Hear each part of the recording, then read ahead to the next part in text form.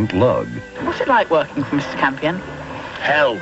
An ancient puzzle holds the key to a kingdom. Can Campion crack the code, or will murderous mobsters get there first? It sounds challenging.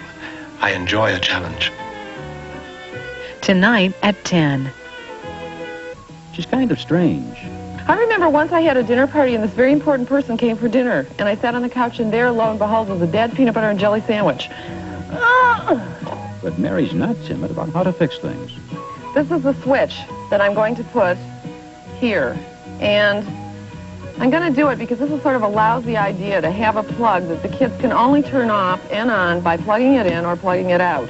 Watch Mary and find out how to do it for yourself.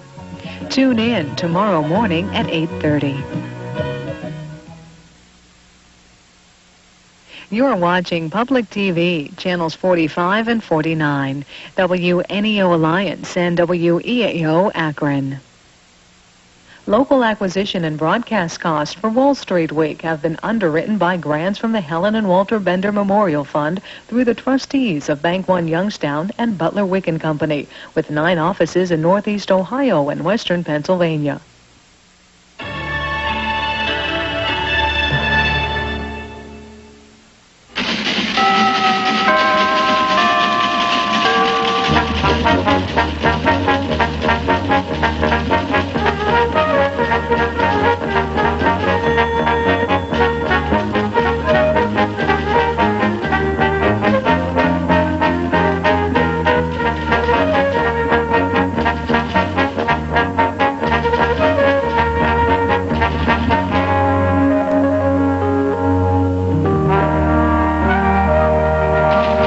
Tavern on the Green in New York's Central Park, the 20th anniversary of Wall Street Week with Louis Rukeyser is made possible by the financial support of viewers like you.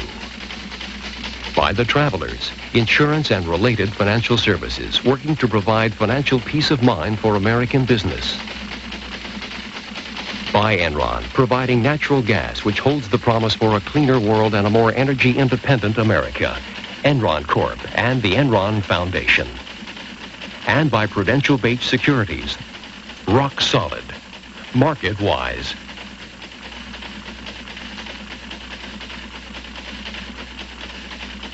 Produced Friday, November 16.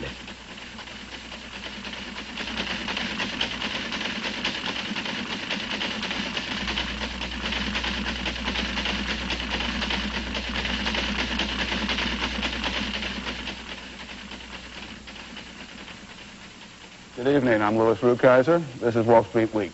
Welcome back.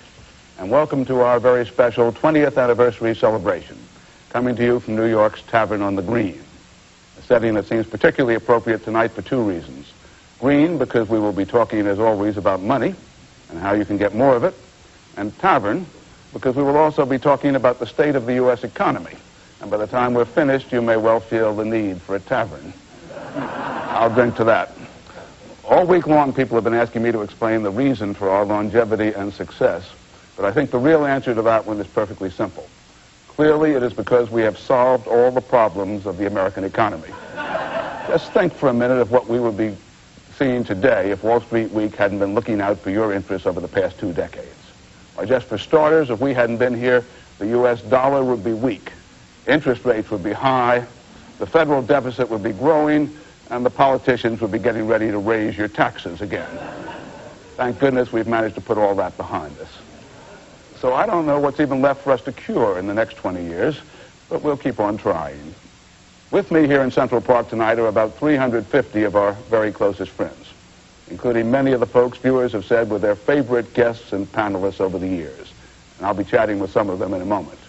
First, though, a quick look at the week's economic news, which was dominated by one thing that didn't happen and one thing that did.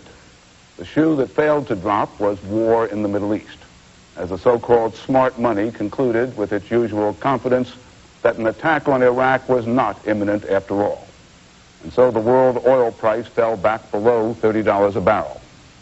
What did happen, on the other hand, was that the Federal Reserve Board, which appeared in recent years to be operating under the delusion that prosperity causes inflation, looked around this week and acknowledged, presumably with approval, that the prosperity has indeed now satisfactorily disappeared, so it's finally okay to start lowering interest rates. Better late than never, the bond and stock market sighed, and both those depressed areas staged minor parties of their own. Stocks were helped, too, by some internal factors. For example, many technicians purported to have perceived what they delight in calling a head and shoulders bottom, thereby naming two parts of the human body that are rarely used in Wall Street. But who knows what will be top of the charts next week. So let's check out the good news while it lasts.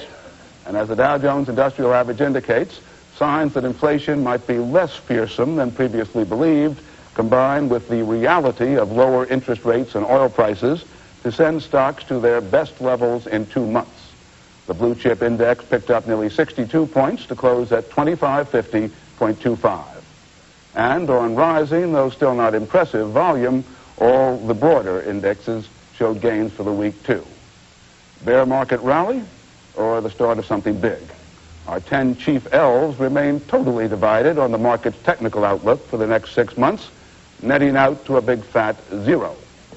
And you can be sure that at least one of them will be right. The week's losers included gold, silver, the dollar, and the American consumer, whose confidence in the economic future has fallen in the past 3 months at record velocity. Meanwhile, back in the entertainment capital of America, Washington, D.C., neither Republicans nor Democrats seemed precisely euphoric. From the White House came word that President Bush, looking ahead to still another tax debate next year, was spending hours in front of a mirror learning how to read his own lips. While on Capitol Hill, the savings and loan scandal produced a new definition of a liberal senator, one who is liberal as to whom he'll take campaign contributions from. So, as they say, the beat goes on, and two of our own best beloved drummers over the years have been Frank Cappiello and Carter Randall, both of whom appeared as panelists on our very first show on November 20th, 1970, and have been frequent guests ever since. Gentlemen, what's the most important thing you've learned over the past 20 years? Well, two things, Lou, I think. Patience and humility. Which was the easier lesson? I think humility. Carter, what's your answer? I didn't learn either one of them very well, as a matter of fact. See, Carter's never humble. That's right.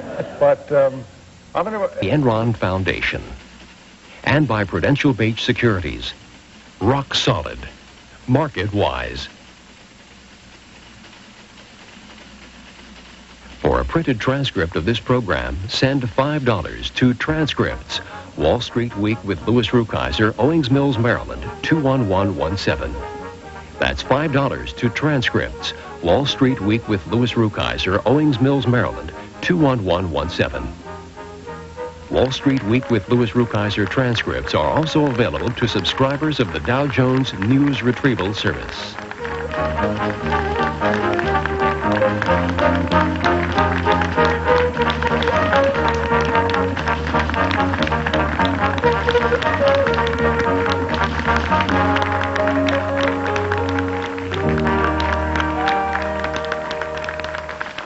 Wall Street Week with Louis Rukeyser is produced by Maryland Public Television, which is solely responsible for its content.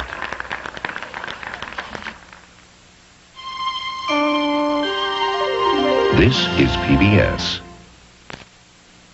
Local acquisition and broadcast costs for Wall Street Week have been underwritten by grants from the Helen and Walter Bender Memorial Fund through the trustees of Bank One Youngstown and Butler Wicken Company, with 9 offices in Northeast Ohio and Western Pennsylvania.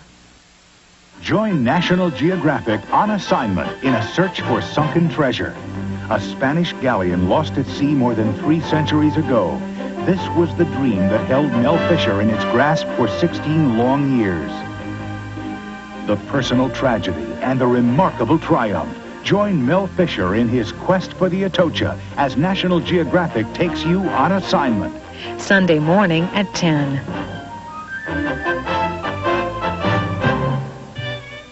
England's most debonair detective returns to mystery. Campion.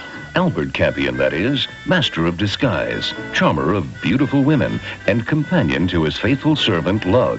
What's it like working for Mr. Campion? Hell. An ancient puzzle holds the key to a kingdom. Can Campion crack the code, or will murderous mobsters get there first? It sounds challenging.